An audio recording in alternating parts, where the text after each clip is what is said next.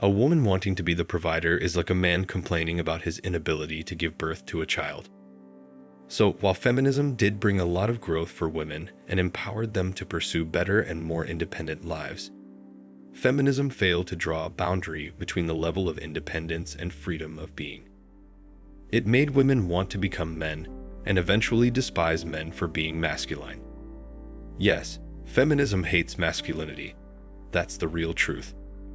Also, if you go through social media today, you'll see tons of videos from women who are hitting the wall and realizing how wrong they were to not start their families early on and settle down. They're complaining about how men are not giving them the attention and validation that they used to, and instead are choosing younger women to start families with. So, feminism gave women encouragement and empowered them to start living their lives in such a way that they wouldn't need the help of a man. It taught them that they could be financially independent if they made the choice to study and climb the corporate ladder. It taught them that they could also provide for their families and make money to raise children, even if they didn't have men in their lives anymore. It enabled them to think that they could live their lives without families, without having children, and be who they wanted to be, without having to worry about their biological need to have children and raise them up. Over time, what happened was that more and more women chased their corporate dreams, thought that they could take over men's role in society, and practically waste away their fertile and prime years in either pursuing a career or in chasing the stereotypical bad boys. But soon enough, when these women got to their 30s and above, they started realizing that with every passing year, it was becoming harder and harder for them to become pregnant. And so started their change in mindset and realization that life wasn't just about becoming wealthy or believing in the extreme forms of feminism that make these women think they can live their lives without men or without having families and adhering to their natural feminine tendencies. They also began to realize that men of their age prefer younger women and began to wonder why they were being ignored by men. The truth of the matter is that a 35-year-old man with a job, money, and a car can entice younger, more attractive women in their 20s. Most men need a year or two to get to know a woman before becoming engaged and then getting married.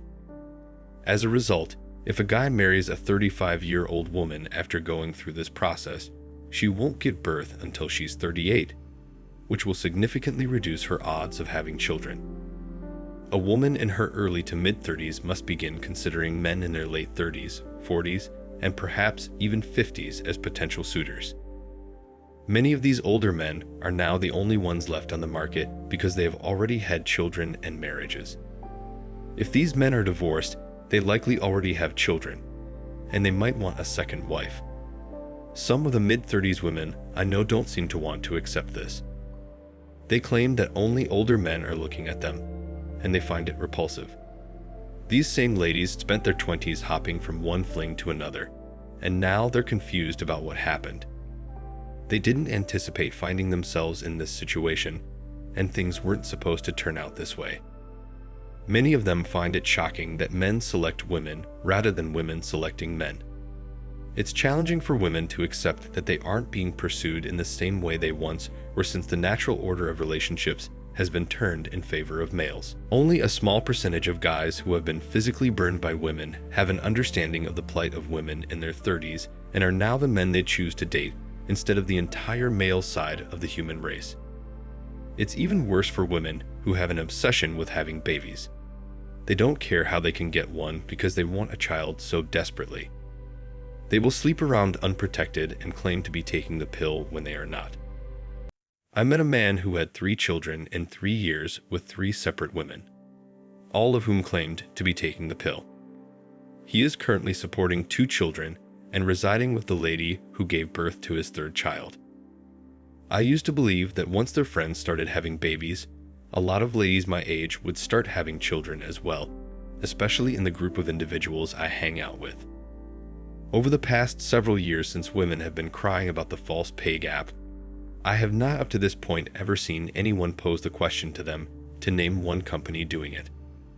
I think that's all going to take to shut them up, is for them to name a company and prove they're doing it. And again, women can't back up their nonsensical beliefs, but only berate you for not believing them. The worst part about the modern feminist route is not only did you dilute the work pool so workers have to beg for jobs, but we all now have to work longer hours to make the same in a market that is starting to see $1 million for a house as the entry level. And they will still complain that it's men's fault. It's so weird how they demand careers and then turn around and complain that they require work. Meanwhile, if someone told me I could stay at home with my kids or work for some boss who doesn't give a single F about me, I'd never choose the second option. They don't even realize how well off they are doing the jobs they're biologically and emotionally suited for. Caring and nurturing. Being kind, feminine women of a healthy society. It really is baffling when young women get entangled in the feminist idea only to realize midway in their careers that they were fooled into doing something they weren't cut out for. Half of them play from their egos and keep on going until they're way past the wall, and then it's too late, and the other half end up being with the guys they rejected 10 years ago and live better lives.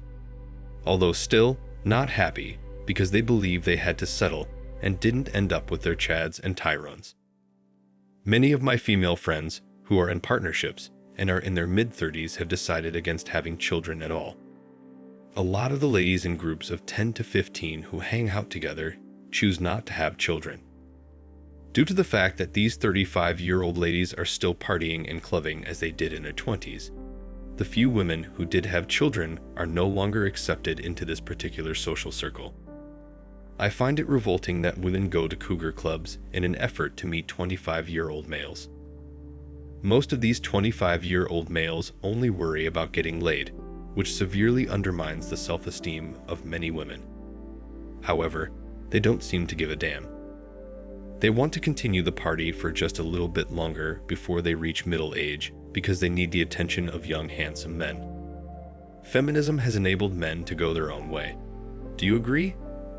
Feminists only want to give males those two options since women benefit regardless of what they choose.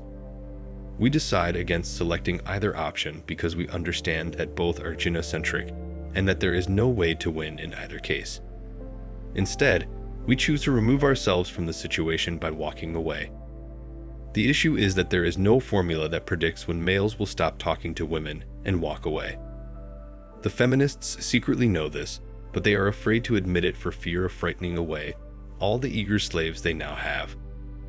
Instead, they just criticize guys who go their own way, branding us as men who like other men because we aren't interested in becoming a woman's slave. But the point I'm trying to make is that women regret feminism in the sense that it took them to another level and totally away from what a woman is supposed to be according to the universal laws of nature.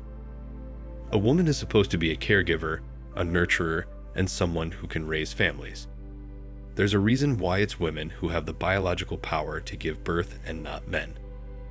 But when women go against their own nature for too long, it begins to disturb them. It begins to make them realize that they are wasting their time doing things that men are supposed to do and avoiding the things that they should be doing. Men don't go about trying to raise children and become feminine to care for children.